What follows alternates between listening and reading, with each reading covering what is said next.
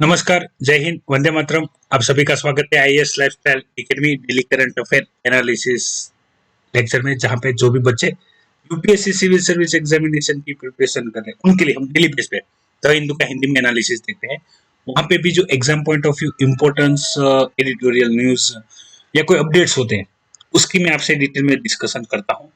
हम topic repeat नहीं करते ताकि एक ही इन्फॉर्मेशन बार बार आपको प्रिपेयर करनी पड़े। और कोई भी एडिटोरियल है वहां पे जो की पॉइंट होते हैं उसको मैं हाईलाइट करता हूँ, ताकि आपको अगर नोट्स भी बनानी हो तो वहां पे वो आपको फायदेमंद हो। और जो भी बच्चे नए हैं उनके लिए आप डेली बेस पे यदि करंट अफेयर एनालिसिस लेक्चर देख रहे हो तो आप अपनी अटेंडेंस जरूर दीजिए, कितने बच्चे जो रेगुलर बेस पे अपनी करंट अफेयर की प्रिपरेशन कर रहे हैं। तो आप अपना नाम, एरिया का नाम, thank you sir, present sir करके कमेंट कीजिए, तो पता चले कितने बच्चे रेगुलर बेस पे करंट अफेयर की प्रिपरेशन कर रहे हैं। सबसे महत्वपूर्ण, यदि आप द हिंदू पीडीएफ फ्री में डाउनलोड करना चाहते हैं तो आप हमारे टेलीग्राम चैनल ज्वाइन कर सकते हैं, जिसकी लिंक वीडियो के डिस्क्रिप्शन में दी गई है। वहां जाके आप जो पिन की गई लिंक को फॉलो करके द हिंदू पीडीएफ फ्री में डाउनलोड कर सकते हैं। यदि आप प्रैक्टिस करना चाहते हैं previous year question paper prelims और मेंस के, तो आप हमारी एकेडमी की वेबसाइट IASLifestyle.com की भी मुलाकात ले सकते हैं। वहां पे आपको पीडीएफ स्वरूप में सारे क्वेश्चन पेपर मिल जाएंगे, उसके आप प्रैक्टिस कर सकते हैं और अपनी प्रिपरेशन अच्छे से कर सकते हैं। तो शुरुआत करते हैं आज के डेली करंट अफेयर एनालिसिस में, जहां पे पहला जो टॉपिक है वो बेस है पॉलिटिकल, जुडिशियरी और ब्यूरोक्रेट्स की कॉम्बिनेशन में, ठीक है, चेक एंड बैलेंसेस के ऊपर, जो कि बेस है जो जगनमोहन रेड्डी है आंध्र प्रदेश के मुख्यमंत्री, तो उनसे जुड़ा हुआ है। ठीक है, उनका ओपिनियन वाली जो डिस्कशन है वो मैंने आपसे पहले डिटेल में डिस्कस कर लिया। हालांकि यूपीएससी पॉइंट ऑफ व्यू कोई इंपॉर्टेंस इतना नहीं रखता है, क्योंकि आर्ग्यूमेंट बेस्ड इंफॉर्मेशन है। आप पढ़ सकते हैं यदि आप साउथ से बिलोंग करते हैं या किसी भी तरीके से आप जगमोहन रेड्डी जी के साथ जुड़े हुए हैं या चंद्रबाबू नायडू के साथ जुड़े हुए हैं, ठीक है, तो अब जानकारी के लिए सही है। लेकिन बाकी जो महत्वपूर्ण इन्फॉर्मेशन है वो मैं आपसे पहले ही डिटेल में डिस्कस कर चुका हूँ, तो उसको फिर से रिपीट नहीं करेंगे। फिर यहाँ पे वेलिस वॉइस के अंदर बताया गया है कि भाई जो सेंटर है उसको कश्मीर के जो पब्लिक है उसका वॉइस सुनना चाहिए, उनकी डिमांड क्या है, उनके साथ बैठ के बातचीत करनी चाहिए। थियोरेटिकल है, पॉलिटिकल वे में कंस्ट्रक्टिव आर्गुमेंट दी गई है, आप पढ़ सकते हैं। यदि आप जम्मू कश्मीर से बिलोंग करते हैं या आप जम्मू नॉर्थ रीजन में बिलोंग करते हैं जहाँ पे आप इससे जुड़े हुए हैं, पॉलिटिकल व्यू ज्यादा है, कोई स्टैटिक इन्फॉर्मेशन है नहीं जो आपको एडिशनली पता होनी चाहिए, तो मैंने कोई मेंशन नहीं किया। हालांकि आप अपने इंटरेस्ट के अनुसार पढ़ सकते हैं। आप अपनी कोई ओपिनियन भी देना चाहते हैं तो वीडियो के कमेंट बॉक्स में दे सकते हैं, ठीक है। और आज जो मैं आपसे डिस्कस करना चाहता हूँ वो मैं डिस्कस करूंगा आपसे जो इन्फॉर्मेशन है वो चाइना के खिलाफ इंडिया कैसे यूनाइटेड नेशन में अपना प्रभुत्व जमा सकता है, या किस प्रकार से इंडिया चाइना को काउंटर कर सकता है। उसके लिए यहाँ पे काफी सारी इंफॉर्मेशन दी गई है, world war 1, world war 2 condition, अभी करंट जो सिनेरियो है उसमें, और किस प्रकार के हम यूनाइटेड नेशन के अंदर जो परमानेंट मेंबर है, P5 मेंबर है, उसको बढ़ाना चाहिए, पावर जो है वो डिस्ट्रीब्यूशन करनी चाहिए, जिससे कि ग्लोबल जो भी सिनेरियो चल रहा है वहां पे जो यूनाइटेड नेशन काउंसिल है तो उसका रोल अच्छे से हो सके। वो इन्फॉर्मेशन मैं आपसे डिटेल में डिस्कस करूंगा। तो मैंने जो की पॉइंट है वो सारे मैंने हाईलाइट करके रखे हुए हैं, सारी इन्फॉर्मेशन है वो मैं आपको वन बाय वन डिस्कशन करता हूँ। रिलेशन, जैसे कि जो बच्चों ने वर्ल्ड वॉर 1 और 2 पढ़ा होगा, ठीक है, तो उनके लिए इंफॉर्मेशन समझना आसान होगा। यदि आप फ्रेशर है तब भी चिंता ना करें, यदि आपने वर्ल्ड वॉर 1 और 2 पढ़ा नहीं है तब भी आप ज्यादा चिंतित ना हो, आपको ये समझने में ज्यादा दिक्कत आएगी नहीं। सबसे पहले समझिए, यूनाइटेड नेशन की जो जनरल असेंबली है वहां पे इंडिया ने चाइना को बीट किया है United nation commission on the status of woman, ठीक है, शॉर्ट फॉर्म में UNCSW के द्वारा आप जाने जाते हैं, कॉमनली है। अभी सिनेरियो चेंज होता है, जैसे अभी ये सारे टॉपिक दिए गए हैं मल्टीलिज्म को सपोर्ट करते हुए, ठीक है, हम मल्टीलिज्म का कॉन्सेप्ट देखेंगे। हमने जो डिस्कशन आज से पहले की थी, ठीक है, कल हमने पॉवर्टी के सामने लड़ाई की बात की थी, फिर मैंने आपसे जो जीरो हंगर है, ठीक है, उसके बारे में इंफॉर्मेशन मैंने आपसे डिस्कस की थी। तभी मैंने आपसे काफी सारी जो इंफॉर्मेशन है डिटेल में डिस्कस की। तब मैंने आपसे बात की थी हम मल्टीरियलिज्म किस फॉर्म में देखते हैं उसके ऊपर काफी सारी इंफॉर्मेशन डिपेंड रहती है, ठीक है। जैसे उस टाइम पे हम देख रहे थे, वो हम देख रहे थे एज अ ह्यूमन बीइंग कि हमारी जो प्राथमिक जरूरियात है, ठीक है, पानी, हवा और खाना। फिर हमने डिटेल में डिस्कस की थी कि भाई सोसाइटी के जो चैलेंजेस है, यानी वहां पे हमने बात की थी पॉवर्टी पे, गरीबी हमको दूर करनी है, तो एक इकाई से नहीं हो सकता है, तो हम सब जुड़ के आज हम जो मल्टीरिलिजम डिस्कस करेंगे वो करेंगे जियो पॉलिटिकल फिनोमिना में, यानी किस प्रकार से है जो इकोनॉमिकल रिलेशन चेंज होते हैं या जो भी कोई कंट्री होती है, तो उसके जो व्यू, उसकी जो नीड, उसका जो फोकस, उसमें कोई चेंजेस होते हैं, तो वहां पे किस प्रकार से जो जियो पॉलिटिकल है वो चेंज होती रहती है ग्लोबली, मल्टीरिलिजम पॉइंट ऑफ व्यू। सारी बातें मैं डिस्कस करूंगा आपसे डिटेल में। शुरुआत यहाँ पे की गई है चाइना की वर्ल्ड वॉर वन की कंडीशन के अंदर, ठीक है। वर्ल्ड वॉर वन की कंडीशन क्या थी, वर्ल्ड वॉर टू की कंडीशन क्या थी, और किस प्रकार से अमेरिका के साथ उसका रिलेशन अच्छा सा, वहां से आज के जो करंट रिलेशनशिप है वो वहां पे बात करेंगे। तो सबसे पहले समझिए, जो वर्ल्ड वॉर वन था वहां पे चाइना क्या चाहता था कि चाइना के अंदर जो जर्मन ऑक्यूपेशन था, ठीक है, जनरल लोग, जर्मनी के जो लोग थे उसको खदेड़ना चाहता था, ठीक है। इस वजह से वो यूनाइटेड किंगडम यूके और फ्रांस के साथ जुड़ा हुआ था। सेम इसी प्रकार से जो जापान था वो भी क्या चाहता था, जापान भी चाहता था कि भाई जो चाइना है वहां पे जर्मन का प्रेजेंस कम हो और वहां पे जापान का प्रेजेंस बढ़ जाए। इसलिए जापान ने क्या किया, यूके और फ्रांस के साथ जुड़ गए थे, ठीक है। फिर जैसे चाइना को किसका सपोर्ट था, चाइना को जापान का सपोर्ट था ये एक्टिविटी में, जर्मन को खदेड़ने में चाइना से। और वहां पे जो ये वेस्टर्न कंट्रीज थी, ठीक है, यूके फ्रांस ग्रुप जो था, तो उन्होंने जो जापान के द्वारा किया गया था वहां पे जो वर्साइल पीस ट्रीटी साइन हुई थी, ठीक है, वर्साइल की संधि जो साइन हुई थी, वहां पे चाइना को इग्नोर करते हुए जापान को प्रेजेंस अच्छे से दिया, ठीक है। एक कंडीशन थी। फिर दूसरी कंडीशन क्या है, वर्ल्ड वॉर टू की कंडीशन। वर्ल्ड वॉर वन में तो हमने बात कर ली, चाइना और जापान का दोनों का एक ही व्यू था कि जर्मन को खदेड़ दिया जाए चाइना से, ठीक है। चाइना तो यही चाहता था, वो जापान चाहता था कि वहां पे जर्मन खदेड़ने के बाद चाइना के अंदर जापान का इन्फ्लुएंस बढ़ जाए, तो इसलिए जापान भी चाइना को सपोर्ट करता था। और वर्ल्ड वॉर वन में जो वेस्टर्न कंट्री वो जीत गई, वर्साइल की जो ट्रीटी है वो साइन हुई, ठीक है। आपको पता ही होगा दूसरे विश्व युद्ध के कारणों में वर्साइल की जो ट्रीटी है वो भी एक फैक्टर माना जाता है कि वहां पे काफी सारा भेदभाव किया गया था, जो कंट्री वर्ल्ड वॉर वन में हारी थी, ठीक है। वो रीजन, वो मेन चीज थी जिन्होंने दूसरे विश्व युद्ध के बीच बोए गए थे, ठीक है। दूसरा, वर्ल्ड वॉर टू में क्या हुआ कि जो जापान है, ठीक है, वो वेस्टर्न कंट्री से अलग होके उसके अगेंस्ट लड़ा, ठीक है। लेकिन तब क्या हुआ था, चाइना वेस्टर्न कंट्री के साथ ही था। तो उसमें जैसे दूसरा विश्व युद्ध का अंत किस दिन को हुआ वो मैंने आपसे डिटेल में डिस्कस किया हुआ था, ठीक है। वो डेट आपको वीडियो की कमेंट बॉक्स में कमेंट करनी है। तो अभी यहाँ दूसरे विश्व युद्ध में फिर से वेस्टर्न कंट्री जीत गई, ठीक है। और वहां पे क्या किया गया कि भाई जापान के अगेंस्ट में और यूएसएसआर का जो गठबंधन है, ठीक है, यूएसएसआर जो है सोवियत यूनियन है, उसके अगेंस्ट में चाइना को पसंद किया गया कि भाई इसको कोई काउंटर कर सकता है, ठीक है, तो चाइना है। इसलिए अमेरिका ने क्या किया, चाइना को जो डेवलपमेंट है, इकोनॉमिकल डेवलपमेंट के लिए उसको सपोर्ट किया। जो रिपब्लिकन पीपल ऑफ चाइना है, ठीक है, रिपब्लिक ऑफ चाइना है, उनके जो पीपल है उनको बेनिफिट हो, इसलिए 1972 में अमेरिका ने सपोर्ट किया किसको, चाइना को। इसके लिए यूएसएसआर के लिए खड़ा होने के लिए, सोवियत यूनियन के सामने खड़ा होने के लिए, जिससे क्या हुआ, चाइना का इकोनॉमिकल ग्रोथ अच्छा हुआ, ठीक है। आज क्या हो गया, जिस बाप ने जिस बेटे को बिजनेस करना सिखाया था वही बेटा आज बाप को टक्कर दे रहा है, ऐसी कंडीशन आ गई, ठीक है। ये जो अमेरिका था, जो जिसको सपोर्ट किया था खड़ा होने में, वहां पे मैन्युफैक्चरिंग हब बनाने में, उसकी ग्रोथ होने में, तो अभी चाइना तो आगे निकल गया, सामने टक्कर लेने लगा, आगे निकल गया मीन्स इक्वल हो गया, और अभी वो अमेरिका को टक्कर देता है। तो अभी मल्टीलिज्म में क्या हो सकता है कि जैसे एक समय पे जो चाइना था वो सोवियत यूनियन के सामने था, अच्छा ऑप्शन था, तो चाइना को सपोर्ट किया गया।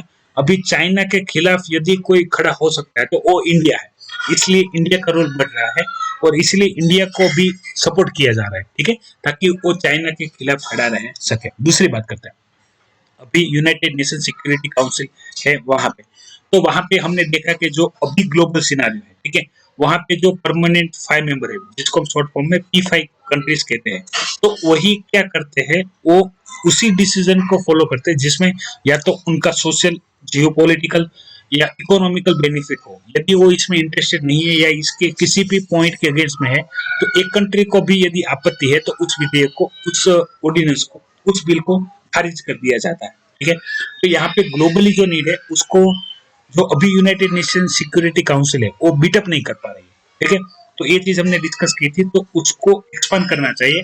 तो हमने G4 कंट्री की बात की थी। ठीक है, G4 में कौन कौन आएंगे? इंडिया आएंगी, जर्मनी आएगी, जापान आएगी और ब्राजील आएगी। तो ये ऐसे कंट्री है जिनका इन्फ्लुएंस काफी है। ठीक है, इनका प्रेजेंस काफी ग्लोबली, ये काफी इनके कार्य के लिए जाने जाते हैं। तो इनको भी जो परमानेंट मेंबर है यूनाइटेड नेशन के, वहां पे स्थान मिलना चाहिए विथ पावर। ठीक है, जैसे हमने 2-3 कंडीशन डिस्कस की थी, तो उन्होंने क्या बोला कि ठीक है चलो आपको प्रेजेंस ही बढ़ाना है तो नॉन परमानेंट मेंबर के बढ़ा दो। ठीक है, जिसके पास पावर ना हो। फिर हुआ कि आपको परमानेंट मेंबर का भी बनाना है, जैसे G4 और कंट्री को आप परमानेंट मेंबर में भी बढ़ा सकते हो, लेकिन उनको कोई पावर नहीं दी जाएगी, यानी वो सेम कंडीशन। तो उनको परमानेंट बना तो दिया जाएगा, उनके पास वीटो पावर या कोई पावर नहीं होगा। तभी इसका अपोज हुआ कि भाई पावर के साथ परमानेंट मेंबर बढ़ाने हैं। दूसरा, यहाँ पे क्या किया जाता था, जैसे कि मेजोरिटी नहीं देखी जाती थी, यानी कि मान लो कोई अगर ऑर्डिनेंस, कोई बिल आया है जिस पे चर्चा हो रही है, उसमें एक कंट्री को भी यदि आपत्ति है, हाथों में से एक कंट्री को, जैसे मैंने कहा, उसके कोई भी सोशल, जियोपॉलिटिकल या इकोनॉमिकल यदि उसको फायदा या नुकसान है, उसी के अनुसार वो आगे बढ़ते हैं। यदि एक कंट्री को भी प्रॉब्लम है, तो अपने वीटो पावर का इस्तेमाल करके उसको रोक देते हैं। ठीक है, इससे जो बाकी कंट्रियां है, बाकी जो कंट्री है, उसके साथ काफी भेदभाव होता है। ठीक है, यदि उस कंट्री का इस 500 कंट्री में से किसी भी एक के साथ अच्छा रिलेशन नहीं है, तो उसके कार्य नहीं होता। इसका एग्जांपल इंडिया खुद भी है। यदि इंडिया के इंटरेस्ट में यदि कोई बात हो रही है, तो चाइना अपना वीटो पावर का इस्तेमाल करके उस कार्य को रोक दिया जाता है। जैसे सेम G20 कंट्री है, वहां पे क्वेश्चन आ गया था UPSC 2020 में। ठीक है, तो जो भी कोई ऐसे टर्म होते हैं, P5, G4, ठीक है, G20, तो इन टर्म को जब आए तब एडिशनली इसके सारी जो डिटेल है वो आपको देख लेनी चाहिए। तो जैसे कि यहाँ पे जो ग्लोबल एरा है, वहां पे यही दिखाया जा रहा है कि भाई अभी चाइना को मात देते हुए इंडिया आगे बढ़ रहा है। ठीक है, अभी इंडिया को सपोर्ट भी मिल रहा है, और इंडिया धीरे धीरे, जो हम बोलते हैं कि भाई यूनाइटेड नेशन सिक्योरिटी काउंसिल है, वहां पे उसको परमानेंट मेंबर की सीट भी मिल सकती है, और इंडिया इसके लिए दावेदार भी है। ठीक है, एक तो उसका ग्लोबल इन्फ्लुएंस ज्यादा है, इंडिया में लोगों का रिप्रेजेंटेटिव ज्यादा है। ठीक है, इंडिया यंग कंट्री है और इंडिया सपोर्टिव है। ठीक है, वो किसी के साथ बुरा नहीं करता है और वो सबका ख्याल रखते हुए कार्य करता है। ये हमने कोविड-19 में देखा, जिन भी कंट्री को मेडिसिन सपोर्ट की जरूरत थी वो हमने दी, लॉजिस्टिक सपोर्ट की जरूरत थी वो भी हमने प्रोवाइड किया। हमने कभी फर्स्ट बार, यानी इंडिया कभी भी किसी पे पहला हमला नहीं करता है, दूसरा हम किसी का एरिया नहीं लेते। ठीक है, हम सबका ध्यान रखते हैं, खास करके अपने नेबर कंट्री है, उसको यदि कोई नीड की जरूरत है, ठीक है, तो इंडिया सबसे पहले आगे आता है। तो हमने काफी सारे इंडिया के जो ग्लोबल व्यू है, क्यों, एक आप क्वेश्चन इस प्रकार से प्रिपेयर कर सकते हैं, जैसा पूछा भी जाता है और आप प्रिपेयर भी कर सकते हैं कि क्यों इंडिया को यूनाइटेड नेशन सिक्योरिटी काउंसिल में परमानेंट सीट मिलनी चाहिए। ठीक है, क्या क्या रीजन है जो दावा करती है कि भाई इससे इंडिया को परमानेंट सीट के अंदर स्थान मिलना चाहिए। यदि 10 मार्क्स के लिए आपसे क्वेश्चन पूछ लिया जाए, तो आप उसको अच्छे से लिख सकते हो। ठीक है, क्वेश्चन बन सकता है, किसी भी प्रकार से बन सकता है। करंट के चीज को आप, जो यहाँ पे इंफॉर्मेशन दी गई होती है, काफी बार मैं आपको बताता हूँ, यहाँ पे जितनी इंफॉर्मेशन दी गई, ऐसा नहीं है ये रेफरेंस है, इसी इंफॉर्मेशन को पूछा जाएगा। इसके संदर्भ में आपको किसी भी प्रकार से क्वेश्चन आ सकता है, तो आपको लिखने के लिए तैयार रहना चाहिए। फिर मैं आपसे डिटेल में बात करता हूँ, तो वो है IMF के ऊपर। ठीक है, तो यहाँ पे जैसे कि उनका रोल क्या है, उसका हेडक्वार्टर क्या है, क्यों, उसमें कितनी कंट्री पार्टिसिपेट होती है, और वर्ल्ड इकोनॉमिक आउटलुक है, ठीक है, उसके डेटा वो पब्लिश करता है, तो उसकी इंफॉर्मेशन। अभी उसकी जो 2020 में थीम है वो है a long and difficult ascent. ठीक है, तो इसके टाइटल के ऊपर उन्होंने कार्य किया है। यहाँ पे काफी सारे इंफॉर्मेशन दी जाती है, लेकिन आपको जो स्टेटिस्टिकल इंफॉर्मेशन होती है वो करंट बेस होती है। ठीक है, सर्वे को छोड़ के, सर्वे और रिपोर्ट को छोड़ के बाकी इंफॉर्मेशन आपको प्रिपेयर नहीं करनी है, क्योंकि वो चेंज होती रहती है। ठीक है, तो IMF का रोल क्या है, किस इंडिया का उसके साथ रिलेशनशिप कैसा है, उसका व्यू कैसा है इंडिया के बारे में, वो सारी चीजें आपसे पूछी जा सकती है। ठीक है, तो ये इंफॉर्मेशन काफी इंपॉर्टेंस हो सकती है आपके लिए। फिर एक साइंस के रिलेटेड इंफॉर्मेशन आई, उसकी बात करते हैं। देखिए, एक बात इस प्रकार से भी होती है कि कितना पढ़ा जाए। काफी सारे ऐसे बच्चे हैं जो बोलते हैं कि भाई ये भी तैयार करना है, वो भी प्रिपेयर करना है, जैसे काम अलग अलग रहता है। ठीक है, काम यानी कोई साइंस स्टूडेंट रहेगा, कोई कॉमर्स स्टूडेंट रहेगा, कोई आर्ट्स स्टूडेंट रहेगा, किसी का हिस्ट्री स्ट्रॉन्ग है, किसी का जियोग्राफी स्ट्रॉन्ग है, किसी का साइंस स्ट्रॉन्ग है। ठीक है, और क्वेश्चन कहाँ कहाँ से आ जाते हैं, कितने स्पीसीज से आ जाता है, तो सभी कुछ करना पॉसिबल नहीं है। ऐसा कंप्लेन बार बार स्टूडेंट के द्वारा किया जाता है। तो मैं उनको इतना ही बोलता हूँ कि आपको सब कुछ नहीं पढ़ना है। ठीक है, आपको साइंस की सारी जो मैगजीन आती है वो नहीं पढ़नी। आपको खाली क्या करना है कि जो साइंस के अपडेट्स आते हैं रेगुलर न्यूज में, वो आपको अच्छे से प्रिपेयर करना है। दूसरा कि जो संडे को साइंस इन टेक के जो टॉपिक आते हैं वो अच्छे से प्रिपेयर करना है और उनको अच्छे से पढ़ना है। आज मैं इसी टॉपिक को इसलिए डिस्कस कर रहा हूँ क्योंकि देखिए, आप यहाँ पे इंफॉर्मेशन दी गई है, उसकी हम बात करें तो एक जनरल बेस है जो स्टार फॉर्मेशन है। ठीक है, उसको लेके अभी ये टॉपिक आया है स्टार फॉर्मेशन को लेके, और यहाँ पे एक टर्म इस्तेमाल की गई, वो है स्टैकिंग। ठीक है, आप देख सकते हैं स्टैकिंग, STACKING, स्टैकिंग। तो ये इतना बड़ा एडिटोरियल है। ठीक है, न्यूज बेस ही है, इंफॉर्मेशन दी गई, जो इंफॉर्मेशन जीमार्ट टेलीस्कोप के द्वारा दी गई है, उसको एनालाइज करके यहाँ पे इंफॉर्मेशन बताई गई है। लेकिन यहाँ पे टर्म ऐसी लिखी है। अब मान लो इसी टर्म को उठा के आपको प्रीलिम्स में बोल दे कि भाई करंट में एक टर्म इस्तेमाल हुई थी स्टैकिंग। ठीक है, उसके बारे में 2 सेंटेंस दे दिए जाएंगे और आपसे पूछा जाएगा कि इसमें से करेक्ट सेंटेंस कौन से है, सेंटेंस 1, सेंटेंस 2, दोनों नहीं। ठीक है, तो आपको जो भी कोई चीज पढ़े जो इजीली अवेलेबल नहीं, अभी आप ये इंफॉर्मेशन जो न्यूज में आई है, आप साइंस के कोई भी बुक पढ़ रहे हो, ठीक है, इतनी भी लेटेस्ट क्यों नहीं पढ़ रहे हो, ये इंफॉर्मेशन वहां पे होगी नहीं। क्यों नहीं होगी? क्योंकि ये इंफॉर्मेशन करंट बेस है। ठीक है, अभी यहाँ पे आई है। ठीक है, बुक में आते आते हो सकता है टाइम लगेगा, और एग्जाम में अगले साल एग्जाम है, तो कहाँ से आएगी वो कहना मुश्किल है। अभी ये चीज आ जाए, ठीक है, और मान लो कि आप गूगल करोगे तो गूगल तो बता देगा, ठीक है, यहाँ से ये टर्म है, ये आती है, और न्यूज़पेपर में आई थी, इसलिए मैंने बात भी की थी। 2020 में से काफी सारे करंट से टॉपिक से क्वेश्चन आए थे, जो कि एक साल या 2 साल पहले के थे। 2018 के भी क्वेश्चन थे जो 2020 के एग्जाम में आए थे। ठीक है, इतना करंट तो कोई प्रिपेयर नहीं करता है, लेकिन जब वो टाइम चल रहा था, तब यदि किसी ने उस टॉपिक के नोट्स बनाए हो, उसको 1-2 बार रिवाइज किया हो या देखा हुआ, तो उसको जब क्वेश्चन आते हैं तो वो अटेम्प्ट कर सकते हैं। अब बच्चे ये भी कंप्लेन करते हैं सर 2-2 साल का करंट अफेयर रिवीजन करे क्या? मैं इसके लिए इतना ही बताता हूँ, जो भी कोई ऐसी इन्फॉर्मेशन है जो फर्स्ट टाइम इन न्यूज आई, ठीक है, उसके नोट्स बना लो और उसका रिवीजन शुरू रखो। कब कौन सी इन्फॉर्मेशन से प्रीलिम्स से क्वेश्चन आ जाए, ठीक है, वो कह नहीं सकते। और साइंस टेक्स्ट से ज्यादा होता है, वो करंट बेस्ड क्वेश्चन ज्यादा आता है, वन लाइनर क्वेश्चन ज्यादा आता है कंपेरेटिवली मेंस में क्वेश्चन। मेंस में तो वही टॉपिक से क्वेश्चन आएंगे जो सबसे ज्यादा इंपॉर्टेंस रखते हो, जिसपे आप अच्छे से कंटेंट लिख सकते हो, वहां से क्वेश्चन आ सकते हैं। ठीक है, लेकिन प्रीलिम्स में क्वेश्चन तो कहीं से भी आ सकते हैं, ये 2 लाइन उठा के भी आपसे क्वेश्चन बनाया जा सकता है। ठीक है, तो इसलिए मैं आपको बताता हूँ करंट की प्रिपरेशन आप अच्छे से करें, और उसमें स्पेशली जो नई इन्फॉर्मेशन आई उसकी नोट्स आप अच्छे से बनाएं, आपको हेल्पफुल हो। इसलिए मैं जो की पॉइंट होते उसको हाईलाइट कर देता हूँ कि आपके पास, मान लो ये टॉपिक आप समझने के बाद उसको नोट्स बनाना है, तो उसमें आप अच्छे से लिख सकते हो। और आज एक टॉपिक और भी है, जो टॉपिक है जो भी हंगर, जीरो हंगर 2030 का टारगेट था, उसके ऊपर बेस है, तो वो मैं डिस्कस नहीं करूंगा क्योंकि वो मैंने काफी बार डिस्कस किया हुआ है। ठीक है, आप पढ़ लीजिएगा सारे इन्फॉर्मेशन, और सर्वे 2020 के संदर्भ में दिया गया है, तो उसको ज्यादा डिटेल नहीं करेंगे। ठीक है, दिया गया है, पढ़ लेना। ठीक है, क्योंकि उसमें समझाने वाली बात नहीं है, आपको ऑलरेडी वो जीरो हंगर है। ठीक है, वो जो इन्फॉर्मेशन है वो आपको प्रिपेयर करनी है, कौन कौन सी कंडीशन है, उसमें पॉइंट रेटिंग किस प्रकार से होती है, तो वो मैं आज यहाँ पे डिस्कस नहीं करूंगा। ठीक है, कंप्लीट है। यहाँ पे बात क्या हो रही है वो मैं आपको पहले बता देता हूँ। यहाँ पे एक रिसर्च पब्लिश की गई है, जो GMRT है, giant metre wave radio telescope है, उसके द्वारा एक इंफॉर्मेशन कलेक्ट की गई है। वो इंफॉर्मेशन है कि अभी करंटली जो स्टार फॉर्मेशन है, ठीक है, वो कम हो गया। कम होने का कारण क्या है वो यहाँ पे बताया गया है कि भाई अभी जो स्टार फॉर्मेशन के लिए जो हाइड्रोजन गैसेस होती थी, ठीक है, जो पहले ज्यादा थी, जिसका रीजन था कि पहले ज्यादा स्टार फॉर्मेशन होते, अभी वो कम है। ठीक है, इसलिए स्टार फॉर्मेशन कम हो रहा है। ये इंफॉर्मेशन यहाँ पे बताई गई है। ये इंफॉर्मेशन जिसके बेस है वो है जीमार्ट टेलीस्कोप।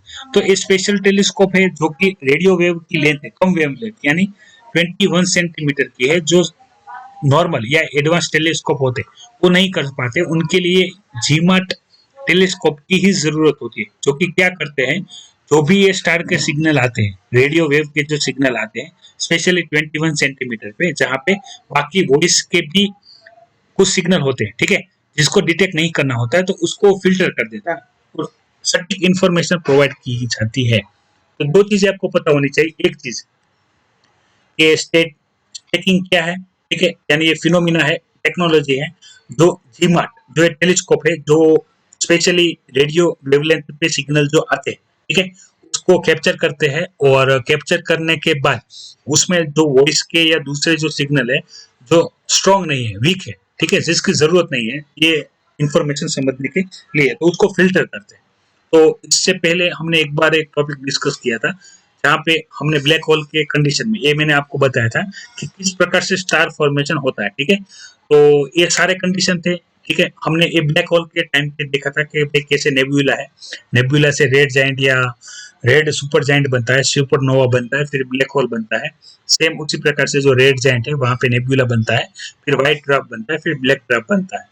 तो ये अलग अलग कंडीशन है स्टार फॉर्मेशन को लेके, तब मैंने आपसे डिस्कशन किया था, ये आपको याद रखनी है, बार बार काम आएगी, ठीक है। स्पेस से कभी भी कोई इन्फॉर्मेशन आती है स्पेस रिलेटेड, तो वहां से क्वेश्चन बनने के चांस बढ़ जाता है। अब मिल्की वे ये है अपनी गैलेक्सी, ठीक है, जहाँ पे अर्थ है, सेम जो मिल्की वेव की एक नेबर गैलेक्सी है, उसका नाम क्या है, वो भी हमने साइंस इन टेक के एक टॉपिक में मैंने आपसे डिटेल में डिस्कशन की थी। स्टार फॉर्मेशन को लेके यहाँ पे टॉपिक आया था, ठीक है।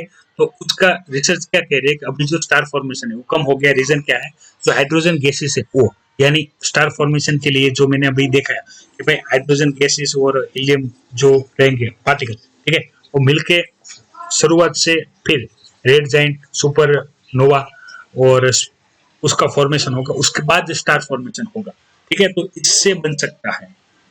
तो ये इन्फॉर्मेशन मैंने आपसे डिटेल में डिस्कस की, और एक इन्फॉर्मेशन और आई है, वो बेस है मेडिसिन टॉपिक, तो मेडिसिन के ऊपर टॉपिक है, उसको डिस्कस कर लेते हैं, क्या टॉपिक है। तो इससे पहले एक हमने टॉपिक डिस्कस किया था कि जो एंटी माइक्रोबियल ड्रग्स है, ठीक है, उसका हम इस्तेमाल कर सकते हैं किसमें, कहाँ पे, एंटी माइक्रोबियल जो ड्रग है उसका हम इस्तेमाल कर सकते हैं, ये अपने जो वायरल ड्रग है, कोविड ड्रग है, उसके अंदर। तो वो इन्फॉर्मेशन मैंने आपसे डिस्कस की थी सबसे पहले, उसी संदर्भ में यहाँ पे आई रीपर्पज ड्रग, यानी ये टर्म इस्तेमाल हुई, ये टर्म क्या है वो मैं बता देता हूँ, ठीक है। यानी मान लो कि अभी भी कोई ड्रग है, जैसे यहाँ पे हम एग्जांपल HCQ ले लेते हैं, हाइड्रोक्सी क्लोरोक्विन की मैं आपसे एग्जांपल ले लेता हूँ, कि अभी जो करंटली कोई ड्रग है जो कि सिस्टम में पहले से किसी एक डिसीज के लिए इस्तेमाल हो रही है, ठीक है, उसी का हम इस्तेमाल करके उसकी प्रॉपर्टी जो कोरोना वायरस है उसके खिलाफ कैसे वो यदि आइडेंटिफाई की जाए, यानी जो करंटली एंटी माइक्रोबियल ड्रग है उसकी जो एक इफेक्ट है उसको ही हम कोविड 19 के लिए हम यदि उसकी प्रॉपर्टी आइडेंटिफाई कर ले, अलग अलग कंट्री ट्रायल करे और ट्रायल से इंफॉर्मेशन कलेक्ट हो, तो पता चल जाएगा कि ये ड्रग वहां पे काम करती है कि नहीं। इसको कहते हैं रीपर्पजिंग, यानी जो ऑलरेडी ड्रग अवेलेबल है मार्केट में जिसका इस्तेमाल एक डिसीज में हम कर रहे हैं, उसी को हम फिर से जो वायरल ड्रग है वहां पे करेंगे। जो इससे पहले में एंटी माइक्रोबियल ड्रग थी, ठीक है, वहां पे हमने दो कंपोनेंट की डिस्कशन की थी जो कि कोविड 19 के खिलाफ इस्तेमाल की जाती। वो ड्रग कौन सी है, वो जिसको भी पता हो, जिस बच्चे को पता हो, करंट अफेयर लेक्चर देखे, वो इस वीडियो के कमेंट बॉक्स में कमेंट करे, तो पता चले कितने बच्चों को इन्फॉर्मेशन याद है। अभी यहाँ पे डिस्कस कर लेता हूँ मैं आपसे रीपर्पज ड्रग करने का फायदा क्या है, ठीक है। तो सबसे पहले समझिए इसका फायदा क्या है। एक चीज, एक ड्रग ऑलरेडी अवेलेबल है, ठीक है, उसी का हम यदि ऐसे टेस्ट करके कोरोना वायरस के खिलाफ हम इस्तेमाल करें, तो उसी एक ड्रग से दो डिसीज क्योर हो सकते हैं, वो इन्फॉर्मेशन अपने पास आ जाएगी। यानी करंट जो मेडिसिन है उसके यूज बढ़ जाएंगे, ठीक है, इसको हम रीपर्पज कहेंगे, कि एक पर्पज के लिए तो हम इस्तेमाल कर ही रहे थे, एक डिसीज में हम इस्तेमाल कर ही रहे थे, दूसरे पर्पज में भी हम इसका इस्तेमाल कर सकते हैं। दूसरा, कि जो ड्रग ऑलरेडी मार्केट में अवेलेबल है, ठीक है, उसके सेफ्टी डेटा हमारे पास होते हैं, तो हम क्लिनिकल ट्रायल में जो नई मेडिसिन के सेफ्टी डेटा जो कलेक्ट करते हैं, ठीक है, वो हमको करने की जरूरत नहीं पड़ती। तीसरी चीज कि भाई जो करंट ड्रग है वो ऑलरेडी सिस्टम में अवेलेबल है, तो उसका डिस्ट्रीब्यूशन जो सिस्टम है वो अवेलेबल है, यानी हमको उस ड्रग को या तो जैसे कि अभी टेबलेट फॉर्म है या वैक्सीन फॉर्म है उसमें बनाना है और उसी सिस्टम को उसको फॉलो करके भेज देना है। तो हम रिटेल मेडिकल स्टोर होते हैं जो हर गली मोहल्ले में मिलते हैं, तो वहां पर पहुंचाने में इसको ज्यादा दिक्कत आएगी नहीं। दूसरा, कॉस्ट इफेक्टिव भी हो सकता है क्योंकि ऑलरेडी इसको बनाने के लिए जो मटेरियल होता है, raw material API active pharmaceutical ingredient तो अवेलेबल होता है, तो इसको हम अच्छे से इस्तेमाल कर सकते हैं क्योंकि इसकी भी प्रॉपर्टी हमको पता होती है।